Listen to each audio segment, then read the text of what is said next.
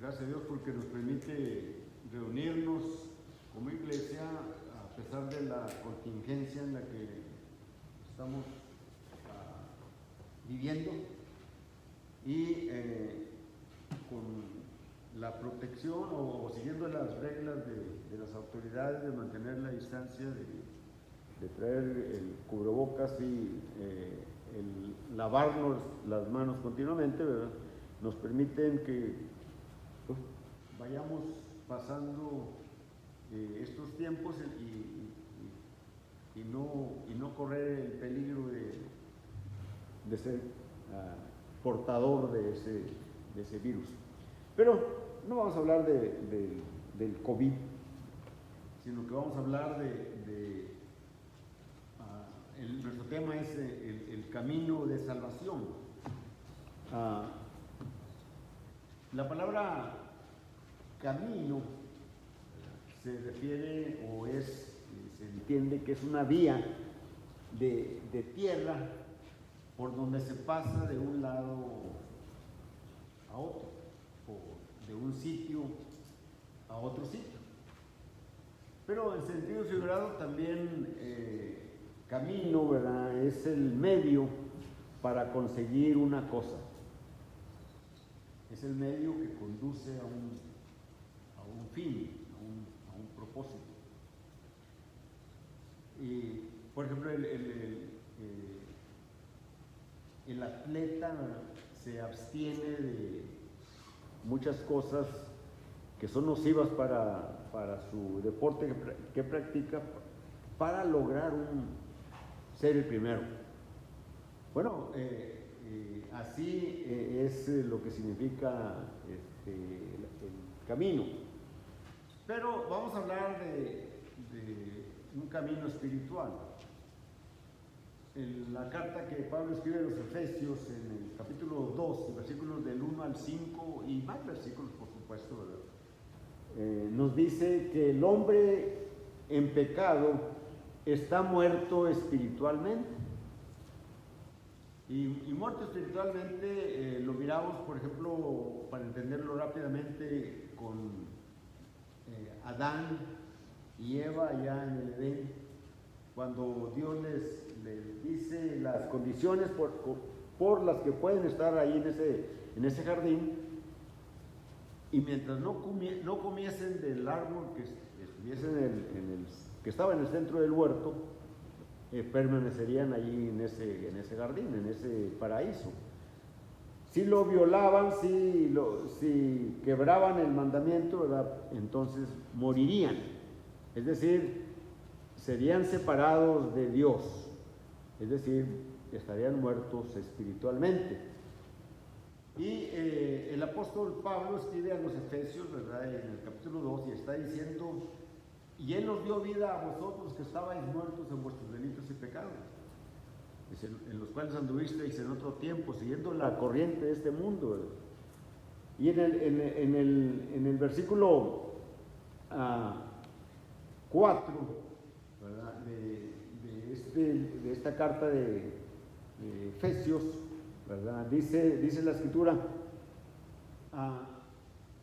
pero Dios que es rico en misericordia, por su gran amor con que nos amó, aún estando muertos nosotros en delitos y pecados, nos dio vida. Entonces, el hombre, en forma general, para lograr estar en el camino de salvación, y lograr el objetivo que es la vida eterna, lograr la corona de justicia que el apóstol Pablo menciona en la carta a Timoteo, en su segunda carta, en el capítulo 4, me parece. Entonces, Cristo es el único medio para llegar. Dice aquí en este versículo 5 de Efesios 2: aún estando nosotros muertos en pecados, nos dio vida juntamente con Cristo.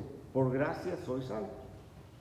Y el Señor, cuando estaba en su ministerio con los apóstoles y está en las últimas, horas con los discípulos, ¿verdad? En aquel día, en aquella fiesta que se iba a celebrar la Pascua y donde él iba a ser traicionado y juzgado y muerto, crucificado, sepultado y resucitar al tercer día. El Señor les está dando las últimas enseñanzas a los apóstoles. Eso lo leemos allí en los capítulos 13, 14, 15, 16, 17 del Evangelio de Juan. Esos 4 o 5 capítulos nos hablan de las últimas horas que pasó el Señor con sus discípulos. Y les está hablando que Él se va a ir, ¿verdad? Y que después ellos lo van a seguir y les dice que no se turbe el corazón de ellos, ¿verdad? Si creen en Dios, crean también en Él, ¿verdad? Y habla de los lugares allá que hay preparado o que Él va a ir a preparar para nosotros, ¿verdad? Y Tomás le dice: Señor, pues no sabemos a dónde vas. Y si no sabemos a dónde vas, ¿cómo podemos saber el camino?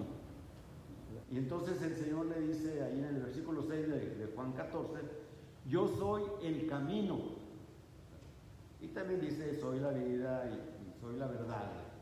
Pero hablando específicamente del camino, Él dice: nadie viene al Padre si no es por mí.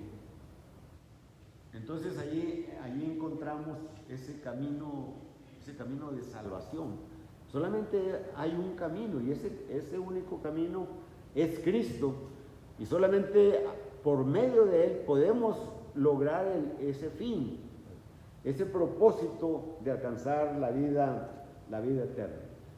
Es por tanto que nuestro Señor Jesucristo exhorta a sus apóstoles, ¿verdad? Cuando Él, a los discípulos, no solamente a los apóstoles, allá en lo que conocemos como el Sermón del Monte, en el capítulo 7 y versículos 13 y 14, ¿verdad? Cuando hace la invitación o la exhortación, dice: entrad por la puerta estrecha, porque ancho es el camino, o espacioso es el camino, y ancha es la puerta, ¿verdad?, que lleva a la perdición, y muchos son los que entran por él. Y luego menciona: porque angosta o estrecha es la puerta y angosto es el camino que lleva a la vida, y pocos son los que la hallan. Está hablando de la puerta para entrar en ese camino. Entonces, hallar la puerta, esa puerta estrecha, es lo que nos lleva al camino de salvación. Y este es nuestro tema en esta mañana, ¿verdad? Para nosotros y para aquellos que tengan a bien en otras partes de Estados Unidos, de México y de todo el mundo, y que entiendan español, ¿verdad?, que puedan escuchar esta lección. Lo bueno es que se queda allí, y si en alguna ocasión alguien la escucha, pues gloria a Dios, pues está cumpliendo lo que el Señor Jesucristo mandó en la Gran Comisión: vayan por todo el mundo y prediquen el Evangelio. Entonces, allá la puerta es la que nos hace posible entrar en el camino de salvación. Cuando el apóstol Pablo, en su segundo viaje misionero, llegó a Europa, el Evangelio se había predicado solamente allí en Asia, en Asia, en Palestina primeramente, en Jerusalén, en Judea, en Samaria, y luego el Señor había dicho hasta lo último de la tierra. Y se había ido el Evangelio para el África, después se fue al Asia Menor,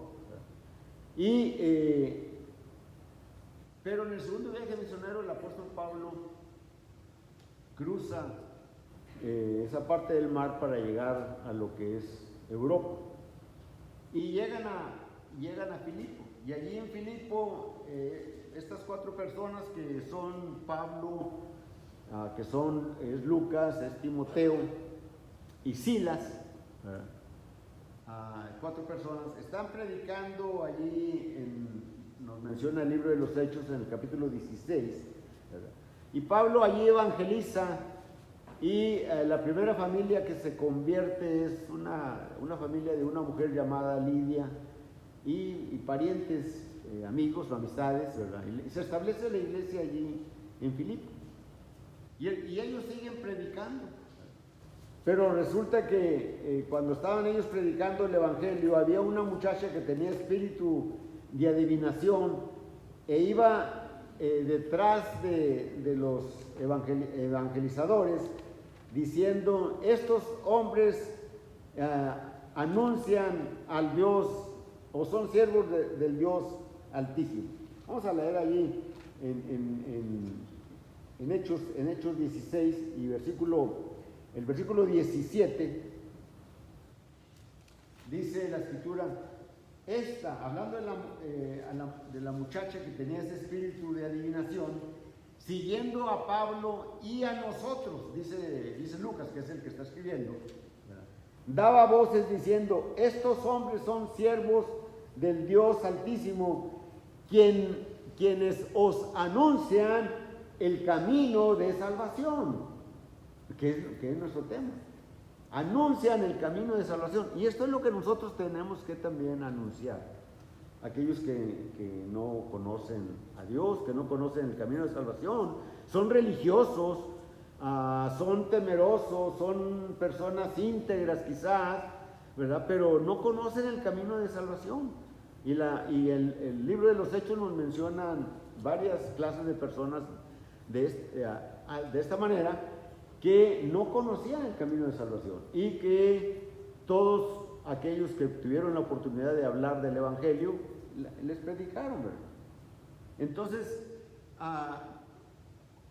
esto que hacía esta muchacha hablando detrás de ellos: estos hombres son siervos del Dios Altísimo, quienes os anuncian el camino de salvación, y me imagino que era una manera repetitiva de estar diciendo detrás de ellos, de tal manera que yo creo que molestó a Pablo, le desagradó, dice la escritura, de tal manera que le dice al espíritu de adivinación que estaba o que poseía la muchacha, le dice: en el nombre de Jesucristo, sal de ella. Y el espíritu salió. Pero pues esto no les gustó a los amos de la muchacha, ¿verdad? Los cuales obtenían ganancias económicas por la adivinación de esta muchacha, de esta jovencita. Y se hace un escándalo allí, ¿verdad? Y se enojan con Pablo y con Silas, que eran, yo creo, que los que llevaban la palabra, y los agarran y los llevan a las autoridades y los acusan, y les dicen: estos hombres andan predicando cosas que no nos convienen aquí, etcétera. Total que les rasgan los vestidos, los azotan con varas, y el magistrado les dice al carcelero: ponlos en un lugar seguro. Y el carcelero los lleva hasta el calabozo de más adentro, dice el libro de los Hechos. Y allí no solamente los pone en ese calabozo de más adentro, sino que también le pone los pies de ellos en el cepo. El cepo era una especie de castigo, ¿verdad? Donde eran dos maderas, ¿verdad? En las cuales metían los tobillos, ¿verdad? Y pues ahí quedaban fijos, no podían estirarlo, era incómodo probablemente, ¿verdad? Pero dice la escritura que Silas y Pablo estaban orando y cantando, ¿verdad? Y hablando pues del evangelio, de tal manera que en la noche, al llegar la medianoche, suceden cuando menos tres cosas. Hay un terremoto, se abren todas las puertas de las celdas y se caen las cadenas de los que estaban encadenados. Y pues me imagino que había muchos presos, ¿verdad? Pero todos están asustados, y más el carcelero, ¿verdad? Porque es de noche, está todo oscuro, y piensa que han huido los presos, ¿verdad? Y como él era el encargado de ellos, él respondía por ellos. Si alguno se fugaba, pagaba con su vida. Y entonces pues se va a matar. pone su espada allí para echarse sobre ella, pero le hablan y le dicen los apóstoles, Pablo y Silas, ¿verdad? No te hagas ningún mal, aquí estamos todos. Y el hombre aquel viene con ellos y les dice: señores, ¿qué debo de hacer? ¿Qué debo de hacer para ser salvo? Entonces, lo que miramos allí es ellos le responden: cree en el Señor Jesucristo y serás salvo tú y tu casa, ¿verdad? Pero dice la Escritura que él los llevó a su casa, les lavó las heridas, ¿verdad? Y le predicaron el Evangelio y les fueron bautizados él y algunos de su familia. Dice ahí en Hechos 16, versículos 30 al 33. Y sacándole les dijo: señores, ¿qué debo hacer para ser salvo? Ellos dijeron: cree en el Señor Jesucristo y serás salvo tú y tu casa. El versículo 32 dice: y le hablaron la palabra del Señor a él y a todos los que estaban en su casa, y tomándoles en aquella misma hora de la noche, les lavó las heridas, y enseguida se bautizó él con todos los suyos. Aquí en algunos grupos religiosos, ¿verdad?, mutilan esta parte de la Escritura, ¿verdad? No la mencionan, que les predicaron el Evangelio, y solamente cuando responden a la pregunta: ¿qué debo de hacer para ser salvo? Pues cree en el Señor Jesucristo y eres salvo, y es todo lo que necesitas.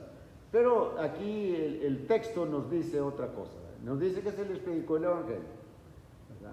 Y al predicarles el Evangelio, ¿verdad?, ellos, al aceptarlo, todo lo que encierra, todo el proceso que lleva para entrar en el camino de salvación, lo siguieron, y ellos fueron bautizados. Entonces, aquí entramos a ese proceso, ¿verdad?, que todos nosotros seguimos, y que siguieron desde el principio, desde aquel Pentecostés, ¿verdad? Han seguido todos aquellos que han obedecido, todos aquellos que han venido a ser parte del cuerpo del Señor. ¿Qué debo de hacer para ser salvo? Bueno, hay que oír la palabra de Dios. Allí en Romanos capítulo 10 y versículos del 13 al 17, el apóstol Pablo empieza de adelante hacia atrás. Dice: ¿cómo van a ser salvos? Sin invocar. ¿Cómo van a invocar si no creen? ¿Cómo van a creer si no oyen? ¿Cómo van a oír si no les predican? ¿Cómo van a predicar si no son enviados? Así lo menciona el apóstol Pablo en Romanos capítulo 10. Déjenme leer los versículos, capítulo 10, versículos del 13 en delante. Dice: porque todo aquel que invocare el nombre del Señor será salvo. Y luego empieza: ¿cómo pues invocarán a aquel en el cual no han creído? ¿Se fijan? Y luego dice: ¿y cómo creerán en aquel de quien no han oído? ¿Y cómo oirán sin haber quien les predique? ¿Y cómo predicarán si no fueren enviados?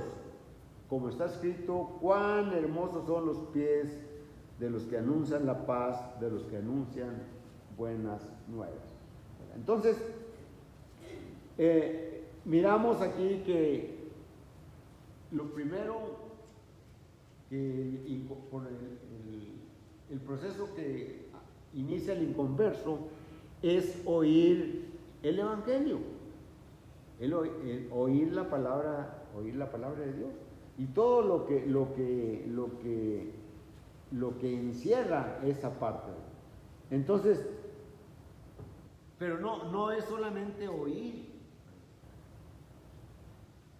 Aquí hay un hermano, ¿verdad?, que por años estuvo reuniéndose con nosotros allá desde Dona, ¿verdad?, cuando estábamos en Dona, y hasta que se bautizó aquí en Puebla. O sea, el que oyera el Evangelio cada vez que se reunía con nosotros no significaba que él tenía ya en la salvación, ¿no?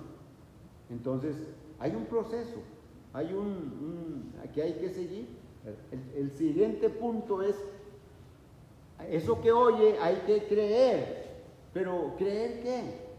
Creer que Jesús es el Hijo de Dios, es decir, creer en su divinidad, creer en su divinidad, que Él es divino. Cuando el Señor Jesucristo llevó a sus discípulos, a sus apóstoles, allá en Cesarea de Filipos, y estaban ahí los 12 apóstoles, y Él les pregunta, el Señor ya ha tenido probablemente unos 2 años de ministerio en Judea, en Galilea, ¿verdad? Y muchos israelitas o muchos judíos pues habían oído y habían escuchado al Señor, habían visto sus señales que hacía, habían visto la clase de persona que era, ¿verdad? Y Él les pregunta, ¿quiénes dicen la gente que es el Hijo del Hombre? Y le contesta, bueno, la gente dice que eres Juan el Bautista, que eres Jeremías, que eres Elías, que eres alguno de los profetas. Eso lo encontramos allá en el Evangelio de Mateo, capítulo 16, y versículo 13 hasta el versículo 16. Y Él les pregunta, ¿y ustedes quién decís que yo soy? Y Pedro se adelanta a los apóstoles, a los demás apóstoles, y les dice, tú eres el Cristo, el Hijo del Dios viviente.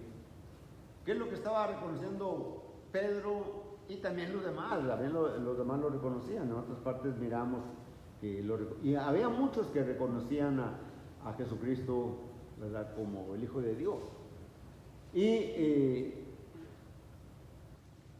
ellos están seguros de eso. Tú eres el Cristo. Entonces, hay que aceptar que Jesucristo es divino, que Él es el Hijo de Dios, que Él se hizo hombre, como decíamos el domingo anterior. Y ese es el problema que tiene, y que ha tenido, y que tendrá la mayoría de la gente, de aceptar en su totalidad la divinidad de Jesús. Ese es el grande problema. El ministerio de Jesucristo fue con ese objetivo, de que lo aceptaran a Él como el Hijo de Dios, y que había venido a traer buenas nuevas acerca de Dios, acerca de la salvación, acerca de todas las cosas que tienen que ver con la divinidad. Pero ¿qué dice la Escritura? A lo suyo vino y los suyos no le recibieron. Solamente unos cuantos lo recibieron. Y se escribieron los evangelios, ¿verdad?, para que creyeran en Jesús, ¿verdad?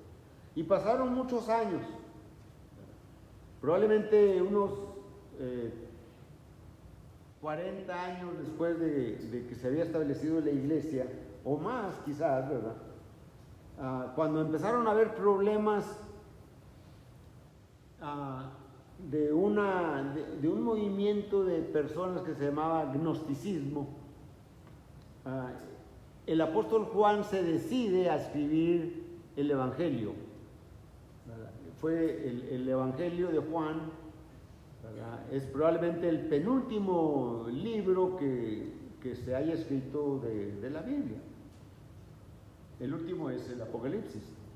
Y él escribe eso, su Evangelio. Y cuando lo miramos que está totalmente diferente, ¿verdad?, o se complementa con los evangelios conocidos como sinópticos. Pero la razón o el motivo o el propósito por el cual Juan escribió su evangelio fue precisamente ese, de que aceptaran a Jesucristo como el Hijo de Dios.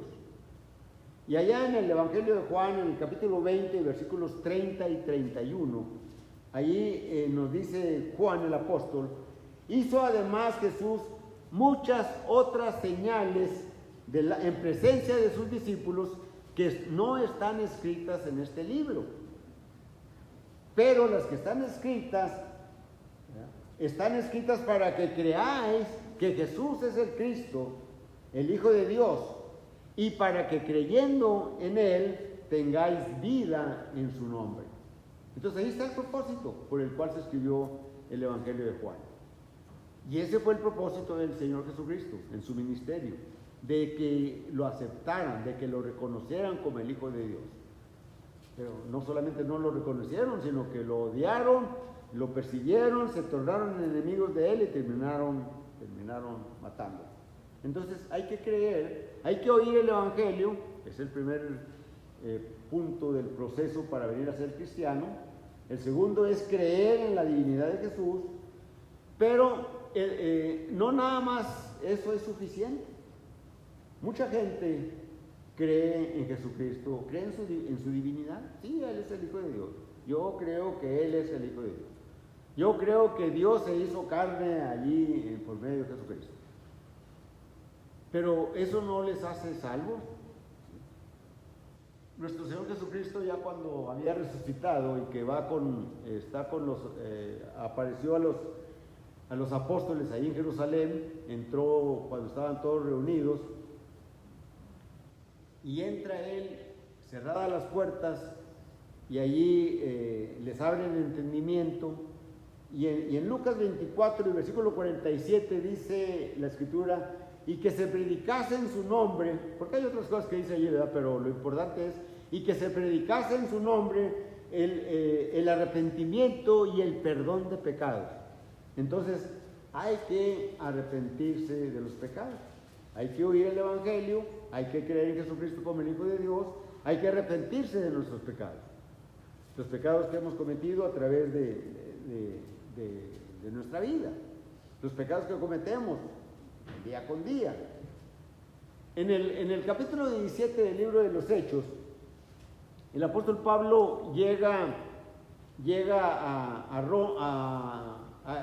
a Grecia, sí. Bueno, a Atenas, pero ¿cuál ciudad? A Atenas, ¿verdad?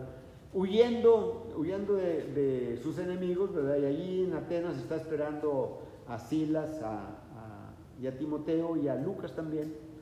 Y mientras llegan ellos, ¿verdad? Pues dice la Escritura que su espíritu se enardecía al ver la ciudad entregada a la idolatría, y predicaba. De tal manera que es llevado al Areópago, y allí da una predicación a los atenienses, porque ellos les gustaba mucho oír cosas nuevas. Y dice, parece que trae nuevos dioses, ¿verdad? Y lo llevan allí al Areópago, donde se juzgaban todas las cosas, pero ahí no están juzgando su vida ni nada, ni mucho menos, sino están juzgando el mensaje o la enseñanza que él trae.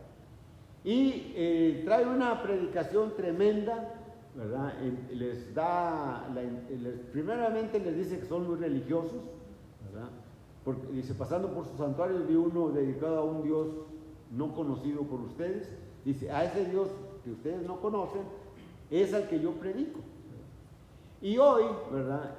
Mucha gente es muy religiosa, muy religiosa. Mis familiares son religiosos, algunos, no todos, pero son religiosos. Mis compañeros de la universidad son religiosos, y vecinos son religiosos, pero llegan hasta ahí, no son salvos. ¿Por qué no son salvos? ¿Por qué no son salvos? Entonces hay necesidad de que se les predique el Evangelio, pero ellos solamente escogen unas cuantas cosas. Los religiosos de hoy escogen solamente unas cuantas cosas, y son personas íntegras, son buenas personas que se desviven por servir también a los demás, pero eso no les hace salvos. Ahí tenemos a Cornelio, que era una persona de ese tipo, era un hombre religioso, era un hombre que hacía muchas oraciones, que daba limosna, hacía muchas buenas obras, pero no le hacía salvo. Entonces el apóstol Pablo les predica a los atenienses, y termina la predicación, ¿verdad? Allá en el versículo 30, ¿verdad? Dice, pero Dios, Hechos 17, versículo 30, dice, pero Dios, habiendo pasado por alto los tiempos de esta ignorancia, ahora manda a todo hombre en todo lugar que se arrepientan, porque por cuanto ha establecido un día en que Dios juzgará al mundo con justicia, por aquel varón con haberle levantado de los muertos. Está refiriendo a Jesucristo. Entonces, Dios ha pasado por alto los tiempos de la ignorancia. Y si aquí hay una persona que ignore estas cosas, si está prestando atención, pues las va a entender. Y Dios quiere que te arrepientas. Has oído el Evangelio, crees en Jesucristo, probablemente como el Hijo de Dios, te has arrepentido de los pecados, pero eso no les hace salvo a las personas. Les falta otro paso más. Hay que confesar a Jesucristo. Así como el eunuco cuando dijo, allí hay agua, cuando se le predicó el Evangelio, allí hay agua, ¿qué impide que yo sea bautizado? Y le contestó Felipe, si crees de todo corazón, bien puedes. Entonces, el Señor Jesucristo dice allá en Mateo capítulo 10 y versículos 32 y 33, a cualquiera pues que me confesare delante de los hombres, yo también le confesaré delante de mi Padre que está en los cielos. Y a cualquiera pues que me negare delante de los hombres, yo también le negaré delante de mi Padre que está en los cielos. Y allí en la cita que estábamos leyendo hace unos momentos de Romanos capítulo 10, pero ahora en los versículos 8 al 10, leímos del 10 al 13, ¿verdad? Dice en el versículo 8, ¿mas qué dice? Cerca de ti está la palabra en tu boca y en tu corazón. Esta es la palabra de fe que predicamos. Esta es la palabra de fe que predicamos. Que si confesares con tu boca que Jesús es el Señor y creyeres en tu corazón que Dios le levantó de los muertos, serás salvo. Porque con el corazón se cree para justicia, pero con la boca se confiesa para salvación. En estos versículos, en estos tres versículos, no se habla de bautismo, pero en el versículo 13, ¿verdad?, sí se habla de bautismo. Entonces, hay que confesar a Jesucristo. No solamente hay que creer en Él, sino que también hay que confesar que Jesucristo, ¿verdad?, es el Hijo de Dios, ¿verdad?, y creer en Él y aceptarlo en nuestro corazón. Y si creemos en Él, ¿verdad?, debemos de bautizarnos. Porque si nos quedamos allí en creer, en confesarlo, no somos salvos. Necesitamos morir al pecado.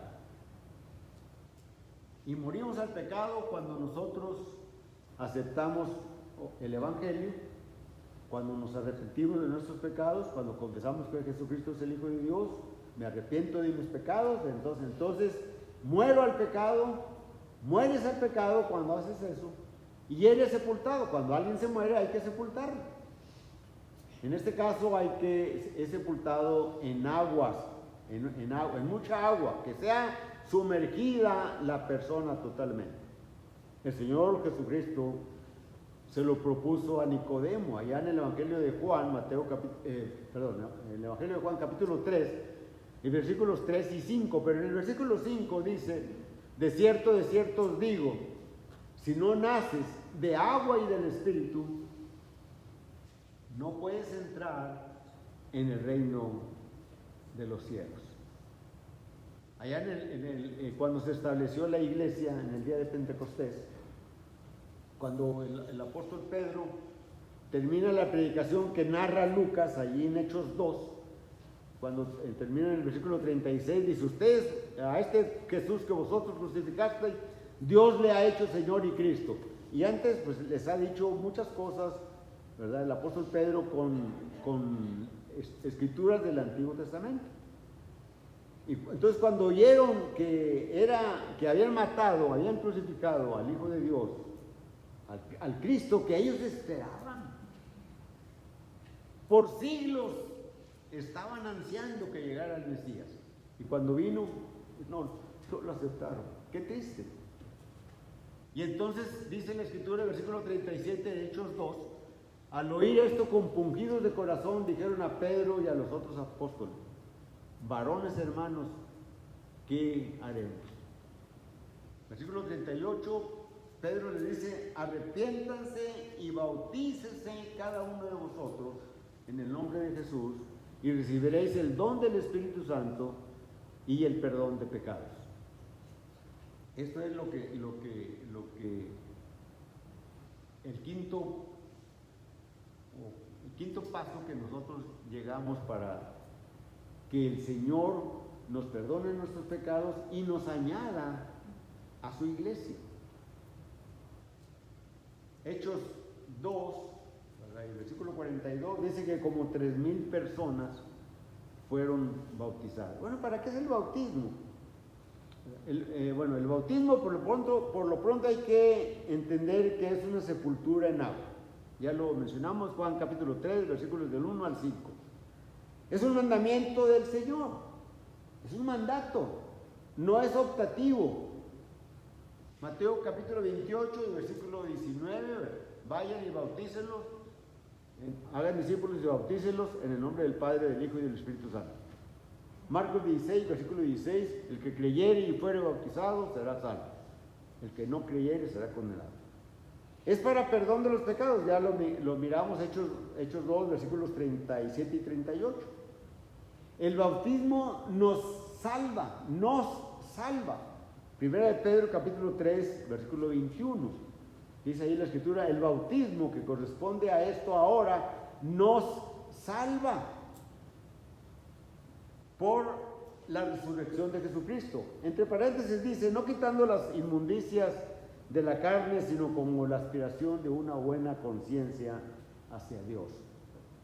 Entonces, cuando somos bautizados, somos hijos de Dios revestidos de Cristo. Gálatas capítulo 3, versículos 26 y 27. Pues todos sois hijos de Dios, dice la Escritura, por la fe en Cristo Jesús. Porque todos los que habéis sido bautizados en Cristo Jesús, de Cristo estáis revestidos. Y como conclusión, aunque faltan otros puntos para ver, que el Señor nos añade, cuando nos bautizamos, nos añade a su iglesia. La iglesia que Él dijo que edificaría. Mateo 16, versículo 18. Edificaré mi iglesia. Y allí en Hechos 2, versículo, desde el versículo 13 o todo el capítulo 2 nos habla del establecimiento de la iglesia allí en Jerusalén. Cuando vino el Espíritu Santo sobre los apóstoles y ellos empezaron a hablar en lenguas y hablar de las maravillas de Dios, ¿verdad? Y luego viene la narración de la predicación del apóstol Pedro, y luego viene la respuesta de como 3,000 aceptaron y fueron bautizados. ¿Y para qué fueron bautizados? Dice el versículo 47, y el Señor añadía a la iglesia a los que habían de ser salvos. El otro segundo punto que quizás lo veamos en otra ocasión, a lo mejor el próximo domingo, ¿verdad? Es ¿cuál iglesia? ¿Cuál iglesia? El Señor te añade a la iglesia, nos añade a la iglesia. ¿A cuál iglesia? En ese tiempo, ¿verdad?, no había ninguna denominación, solamente existían la religión judía, la religión mosaica, solamente existían ellos porque de ellos iba a venir precisamente la salvación. Cristo viene de los judíos, Cristo es judío, de la tribu de Judá. Cristo es sacerdote, aunque no viene de la tribu de Leví, pero es sacerdote según el orden de Melquisedec. Y encontramos, ¿verdad?, que hay que entonces oír, creer, aceptar a Jesucristo, arrepentirnos de nuestros pecados, confesar y bautizarse y por supuesto ser fiel hasta la muerte. Tú puedes ser parte también de esto. ¿Qué es lo que tienes que hacer? Solamente pararte y desde tu lugar, si quieres, o pasar al frente, decir: creo que Jesucristo es el Hijo de Dios. Y ahí hay agua.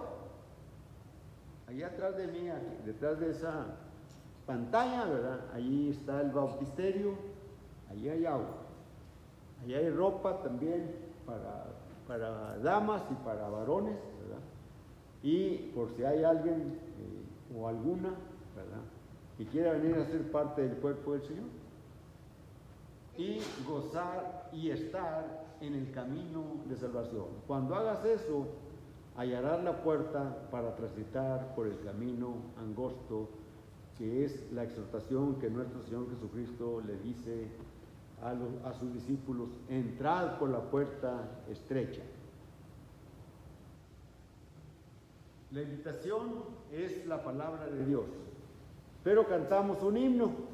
Vamos a cantar el himno 96. Himno 96.